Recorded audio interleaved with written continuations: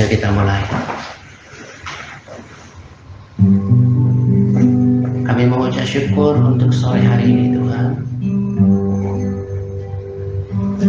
Syukur yang tidak berkesudahan kami naikkan kepada-Mu. Kalau pada kesempatan ini kami bisa punya waktu untuk menikmati hadirat-Mu. Aku undang Roh Kudus ada di tengah-tengah kami. Kuduskan setiap hati, kuduskan setiap orang ya Tuhan. Kuduskan peralatan yang kami pakai, kuduskan tempat ini ya Tuhan. Kami tahu bahwa Tuhan yang kami sembah adalah Allah yang kudus dan mulia. Kuduskan setiap anggota tubuh kami bahkan. Kalau adik-adik ini mungkin sebelum datang ke tempat ini mereka berkata-kata yang tidak pantas, kuduskan mereka dengan darah-Mu. Layakkan kami Tuhan untuk datang menyembah-Mu, supaya penyembahan yang kami naikkan menjadi dupa yang harum di hadapan-Mu Tuhan. Nyatakan hadirat-Mu supaya mereka terbiasa merasakan Tuhan, dan penuhi hati mereka dengan damai sejahtera, dengan hadirat-Mu, dengan kasih-Mu ya Tuhan, supaya mereka berbeda semakin hari. Mereka dibedakan dari semua generasi yang ada di dalam dunia yang semakin hari semakin jahat. Kami mau menyembah Engkau ya Tuhan. Berikan hati yang mau menyembah Engkau. Ayo kita setiap orang fokus hanya kepada Tuhan. Jangan sampai kita tidak merasakan hadirat. Karena itu kita fokus kepada Tuhan. Kita tutup mata, kita tidak perlu terganggu dengan kiri kanan kita. Kita hanya berdua dengan Tuhan. Nyanyikan penyembahan ini dengan hati yang tulus dan sungguh-sungguh kepada Tuhan. Yesus, kami puja, kami sembah sebagai Raja, berdiri di tengah kami.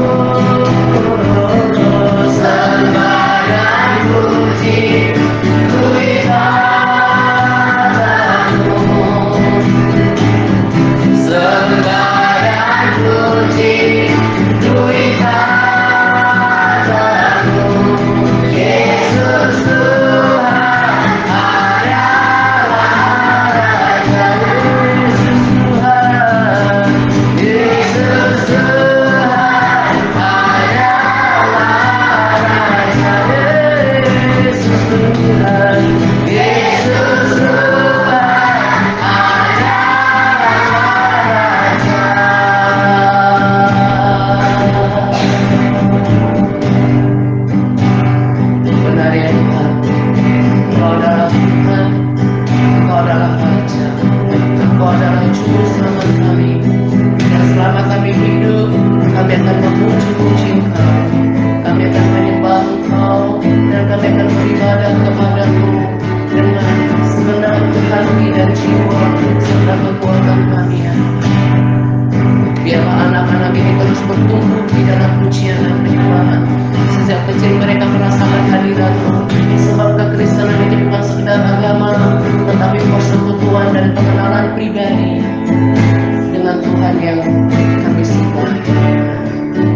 Terima kasih kehadiran-Mu.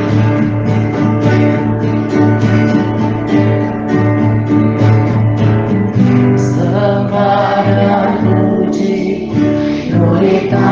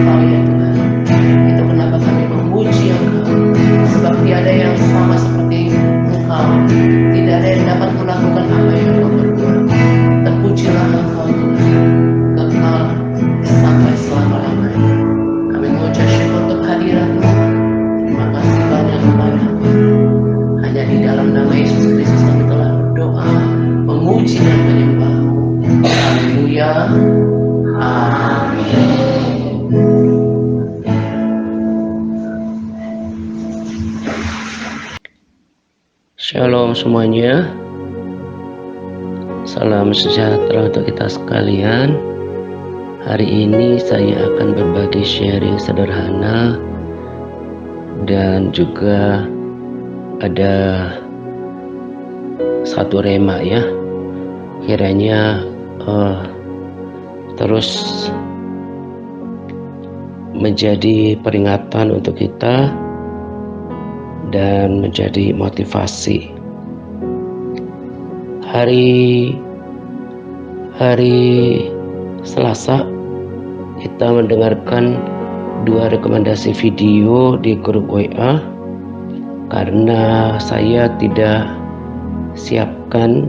buatkan video sharing seperti biasanya. Kenapa? Karena saya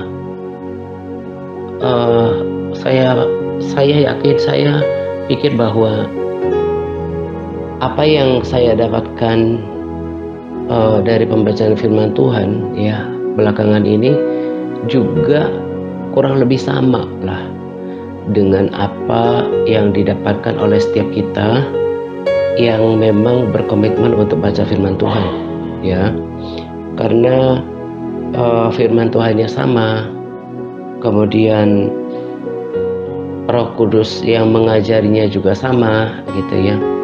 Jadi kalau setiap kita memiliki kesungguhan untuk membaca firman Tuhan, pasti kita akan selalu ya senantiasa diberikan pengertian yang baru, rema yang baru, pewahyuan yang baru, entah sebagai pengertian yang baru, motivasi, nasihat maupun teguran gitu ya, tak terkecuali penghiburan gitu, dan itu yang membuat kita tetap kuat gitu. Nah, jadi untuk sharing hari Selasa memang tidak saya buatkan dengan pertimbangan itu gitu ya, dan saya memang tidak terlalu mengkhawatirkan lagi kerohanian NTRC terutama, dan juga siapapun di grup WA yang membaca firman Tuhan gitu ya. Kalau dulu kan saya sangat khawatir gitu kalau tidak ada sharing yang senantiasa memberikan peringatan, pengajaran dan juga motivasi gitu. Tetapi setelah bertambahnya usia kita di dalam kerohanian gitu ya, komitmen untuk melakukan bahkan berpuasa, saya nggak terlalu khawatir lagi kerohanian lagi-lagi khususnya MTRC yang berkomitmen untuk melakukan PAR, dan juga mungkin di grup-grup lain yang tetap melakukannya tetapi tidak dengan porsi yang sama gitu ya, tidak terlalu khawatir lagi, karena kalau lakukan semuanya, berdoa, tekun berdoa, memiliki persekutuan yang erat dengan Tuhan, konsisten melakukannya, menikmati pembacaan firman Tuhan, pasti akan tetap kuat, karena firman Tuhan itulah sumber energi bagi manusia rohani kita gitu.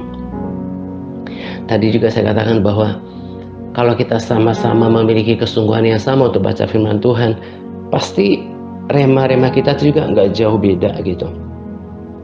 Kalau kita sungguh memperhatikan setiap kata per kata, kalimat-kalimat gitu, dan kita sungguh-sungguh mau belajar, saya sendiri mau terus belajar dengan Alkitab Bible study yang saya punya gitu ya, untuk terus mempererat pergaulan dengan firman Tuhan yang adalah perkataan Tuhan sendiri, dan juga menambah pengetahuan. Itulah kekuatan saya, dan itu harus diramukan dengan digemburkan dengan doa, pujian, penyembahan gitu. Dan saya sudah berkali-kali katakan, ketika saya lemah kadang tidak tahu harus doakan apa ya, karena kita juga masih tinggal di dalam daging, ada namanya kebosanan, ada kelelahan ya, kejenuhan gitu. Tetapi saya tetap memilih untuk memuji menyembah Tuhan, berbahasa roh gitu. Dan itu yang mengawal terus kerohanian saya tetap bukan cuma stabil tapi tetap menyala-nyala gitu ya. Jadi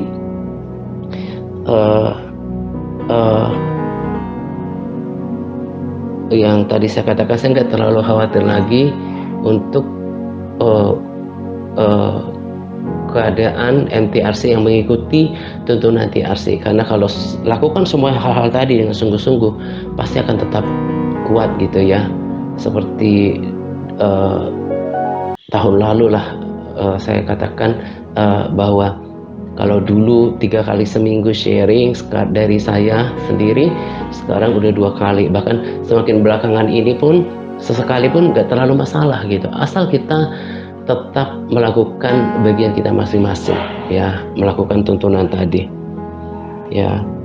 Dengan orang-orang yang saya layani di kota ini juga saya tekankan itu ya. Jadi selain saya berikan mereka ekstra pelajaran bahasa Inggris dan juga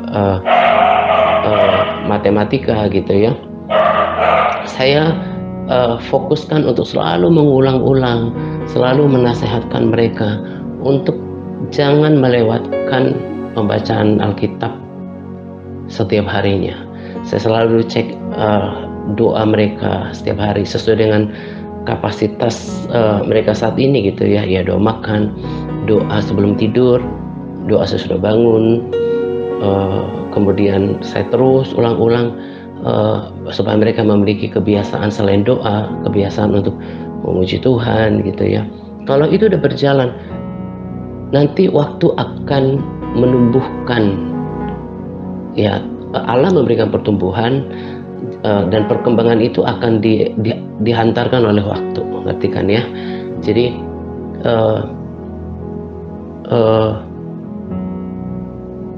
kalau itu dilakukan oleh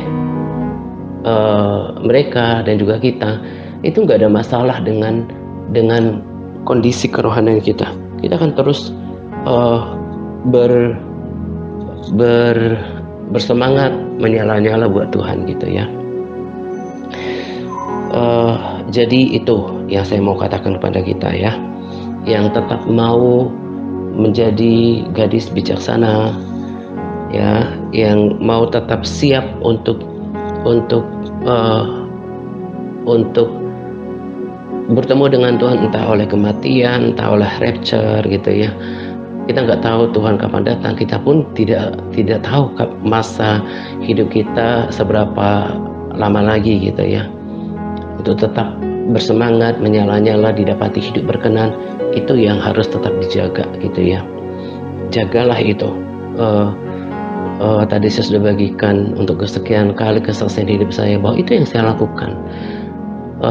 Kadang ketika saya, terutama ya kalau buatkan rekaman kepada tim inti gitu ya, kadang nggak ada yang hati saya nggak tahan, selalu bilang aduh saya mau menikmati hadirat Tuhan hari ini gitu ya. Karena memang itu ya, itulah kehidupan saya gitu ya.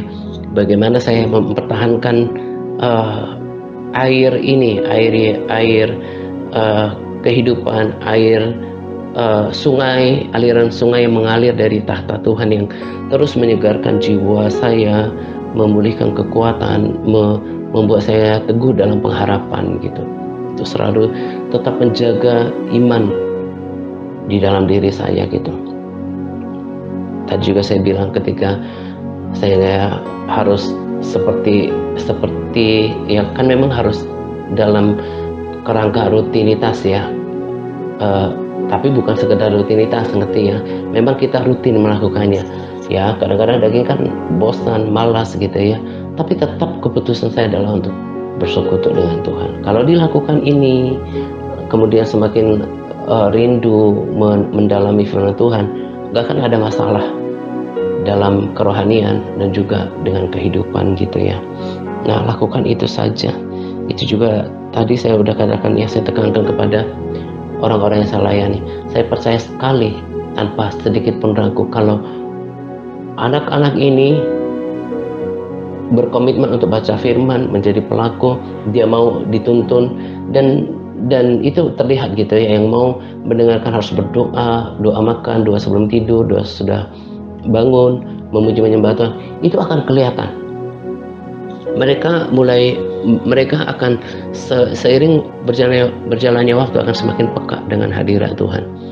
Mereka semakin merasakan kehadiran Tuhan. Itu yang saya tekankan, bahwa kekristenan tanpa persekutuan pribadi dengan Tuhan gitu ya, kita sudah tahu kan ya, bahwa kekristenan itu adalah pengalaman pribadi dengan Tuhan, kehidupan pribadi sama Tuhan, bukan ke gereja, bukan bahkan pelayanan, tetapi dia punya sampai kepekaan, sensitivitas untuk bisa merasakan Tuhan. Jadi itu yang membuat dia yakin tentang adanya Tuhan, sebab kita tidak melihat Tuhan secara fisik gitu ya, walaupun beberapa orang ada penglihatan, itu lain hal gitu ya, lain kasus yang berbeda gitu. Tapi pada dasarnya Allah yang kita sembah adalah Roh, dan Yesus ada di sebelah kanan Bapa, ada di surga, dan kita harus hidup di dalam, selain iman adalah harus punya kesaksian pribadi akan kehadiran Tuhan, bisa merasakan Tuhan. Dan itu yang saya tekankan kepada mereka, harus selain ditanam dengan firman Tuhan, lewat pertemuan-pertemuan saya mau terus dekatkan mereka sampai mereka tahu bahwa ada hadirat Tuhan. Nah, pengalaman pribadi inilah yang membuat mereka tahu ada Tuhan, dan itu akan terus mengubahkan mereka. Kita pun seperti itu. Kalau kita terus menjaga hadirat Tuhan, menjaga persekutuan pribadi sama Tuhan, kita tidak akan pernah goyah. Kita akan tetap setia, kita akan tetap teguh gitu ya. Nah, lakukanlah itu. Lalu sebagai tambahan yang kemarin yang tadi saya katakan, bahwa kalau kita udah baca firman, kita berdoa, bahkan ya berdoa memuji menyembah Tuhan, kita bahkan dengarkan perkara rohani dari YouTube gitu ya, dari sosial media, kita perhatikan itu, kita juga menjadi kuat gitu. Nah, kalau saya lihat jumlah klik di YouTube itu paling cuma mayoritas, saya tidak terlalu sempat ya, kan harusnya di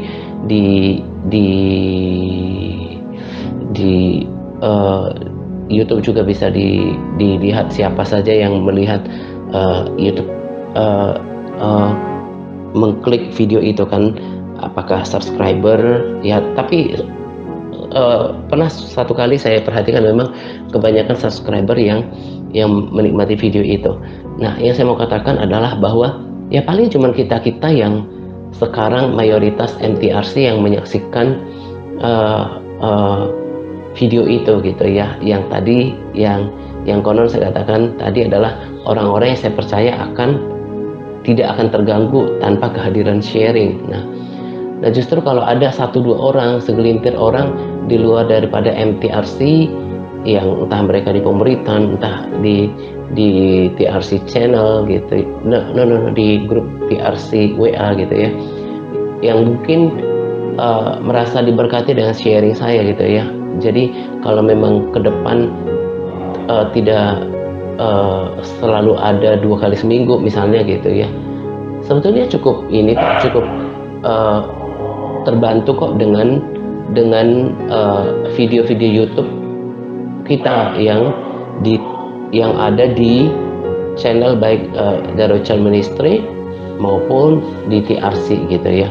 Makanya sekalipun jumlah kliknya nggak terlalu banyak ketika di-upload ya, baru di-upload, suatu saat juga akan berguna bagi segelintir orang yang memang diberkati dengan sharing kita gitu ya. Nah, jadi dengan menikmati video-video dari TRM, Director Ministry, dan TRC yang lama-lama juga sebetulnya akan sangat terberkati gitu. Karena saya kan tipikal orang yang suka mengulang-ulang hal-hal yang penting gitu ya. Jadi saya nggak terlalu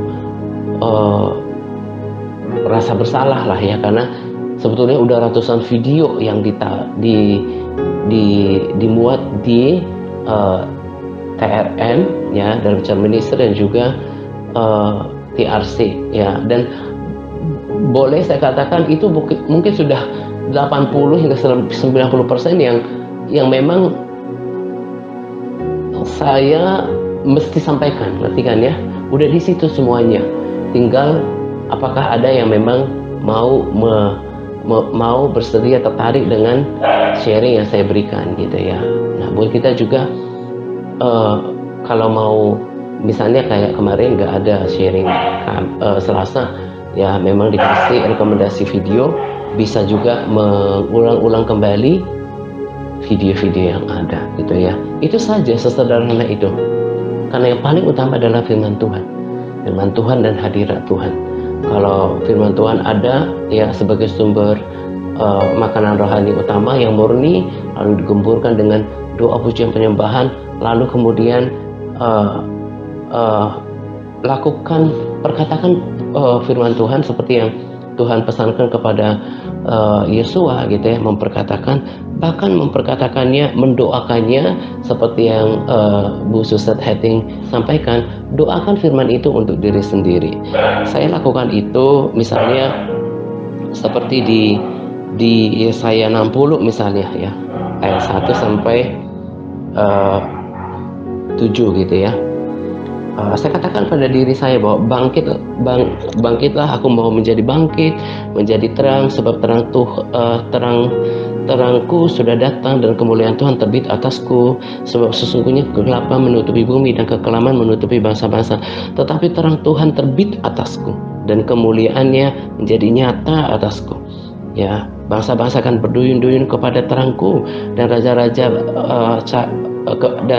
raja-raja kepada cahaya yang terbit bagiku. Nah, terus dilanjutkan itu. Dan saya mau teguhkan di Yesaya 55 ayat 11. Demikianlah firmanku yang keluar dari mulutku, ia tidak akan kembali kepadaku dengan sia-sia, tetapi ia akan melaksanakan apa yang kukehendaki dan akan berhasil dengan apa yang kusuruhkan kepadanya. Ya kan? Kita masih ingat bahwa perkataan firman Tuhan itu sama kuasanya di mulut kita dengan diucapkan oleh Allah sendiri, sebab kuasa yang sama ada di dalam diri kita, yaitu adalah kuasa Roh Kudus gitu. Jadi sekalipun misalnya nubuatan ini adalah untuk bangsa Israel, tetapi saya juga akan bangsa Israel rohani, saya juga adalah orang pilihan, dan saya yakin Tuhan tidak akan pernah bilang bahwa itu bukan untuk kamu, nggak bakalan.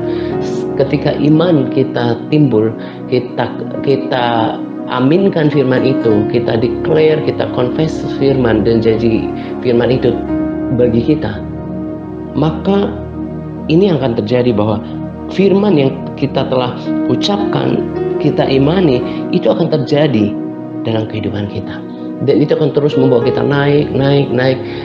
Dan yang kita lakukan, yang kita lihat ke depan adalah kesaksian demi kesaksian. Jadi dari baca firman, merenungkannya, melakukannya, memperkatakannya, mendoakannya untuk diri sendiri, bersekutu, itu yang terus membuat kita terus melejit naik secara kerohanian. Kita akan terus mencari kehendak Tuhan dalam kehidupan kita, dan kita menjadi berkat. Kita tidak menjadi lemah, kita tidak menjadi lesu, kita mencari hadirat Tuhan, kita tetap memuji menyembah Tuhan, dan kita berbeda. Terus mempertahankan itu sampai yang terbaik yang kita bisa, dan Tuhan mendapati hidup kita berkenan gitu ya. Karena kurang lebih itu pesan daripada salah satu video yang saya bagikan gitu ya, untuk tetap siap untuk kedatangan Tuhan, dan juga peringatan tentang surga dan neraka ya. Itu salah satu, selain berbicara tentang firman Tuhan, doa, pujian penyembahan, kebenaran ini harus terus disampaikan tentang surga dan neraka. Surga sebagai motivasi, dorongan untuk tetap bersemangat mengerjakan keselamatan, dan neraka menjadi peringatan. Itu hal-hal yang poin-poin yang senantiasa akan disuarakan oleh TRC gitu ya. Harapan saya diikuti gitu ya, mendoakan firman, ketika baca firman, mendeklar, confess, itu terjadi dalam diri kita, karena bagian untuk mengeksekusi kegenapan firman itu adalah Tuhan sendiri, karena Dia setia dan firman-Nya tidak gagal, firman-Nya berkuasa untuk menciptakan gitu ya. Dan yang terakhir saya akan bagikan tentang rema yang tadi saya katakan. Di Yesaya 57 ayat 1 saya taruh dari dua versi yang berbeda selain terjemahan baru. Di Yesaya 51 ayat 57 ayat 1 dikatakan, orang benar binasa dan tidak ada seorang pun yang memperhatikannya. Orang-orang saleh tercabut nyawanya dan tidak ada seorang pun yang mengindahkannya. Sungguh karena merajalelanya kejahatan, tercabutlah nyawa orang benar. Dan ia masuk ke tempat damai. Orang-orang yang hidup dengan lurus hati mendapat perhentian di atas tempat tidurnya. Jadi saya tulis di situ, orang benar itu binasa. Binasa itu di dalam konteks ini bukan berarti setiap orang benar itu binasa dalam arti kebinasaan kekal ya, atau neraka. Nah, saya kan makanya saya kutip lagi dari firman Allah yang hidup dan BMK untuk meneguhkannya. Jadi maksudnya di sini binasa itu adalah bukan kebinasaan karena hukuman atau karena kebinasaan kekal gitu di neraka, bukan. Tapi tepatnya bermaksud seperti firman Allah yang hidup, orang yang benar meninggal dan orang yang saleh mati muda. Rupanya tidak ada orang yang peduli dan merasa heran. Tidak seorang pun yang menyadari bahwa Allah mengambil mereka supaya terhindar dari kejahatan yang makin merajalela. Firman Allah yang hidup, orang-orang benar itu mati dan mendapat tempat perhentian yang tenang. Orang baik dan orang salah meninggal, tidak ada yang mengerti atau memperhatikannya. Sesudah mati mereka luput dari bencana dan beristirahat dengan damai. Ya, di YouTube saya dengar beberapa orang, dan ini nggak bertentangan lah dengan kebenaran, bahwa mungkin ini juga yang terjadi nanti dengan orang-orang benar, orang hidup dalam kebenaran, yang memilih jalan hidup yang benar, berpikir yang benar, melakukan yang benar, berkata-kata yang benar, hidup seturut dengan kebenaran firman Tuhan, bahwa nanti betul-betul Tuhan akan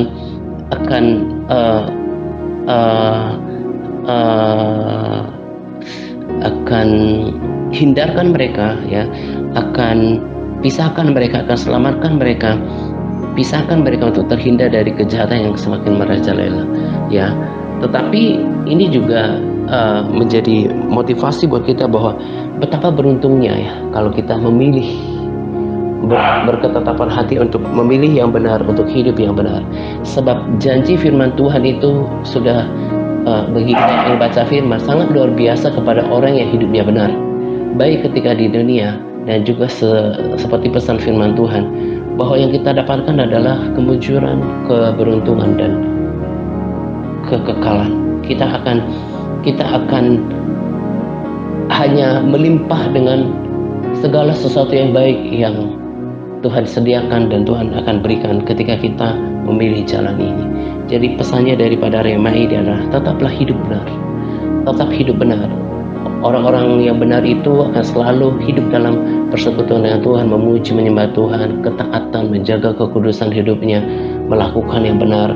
Orang-orang benar itu selalu menjaga hidupnya supaya berkenan, jauh daripada sungguh-sungguh, tidak membiarkan keputusasaan menguasai hidupnya, ya, tetap memilih untuk bahkan bergembira, ya, dan tidak putus pengharapan, apalagi meninggalkan Tuhan.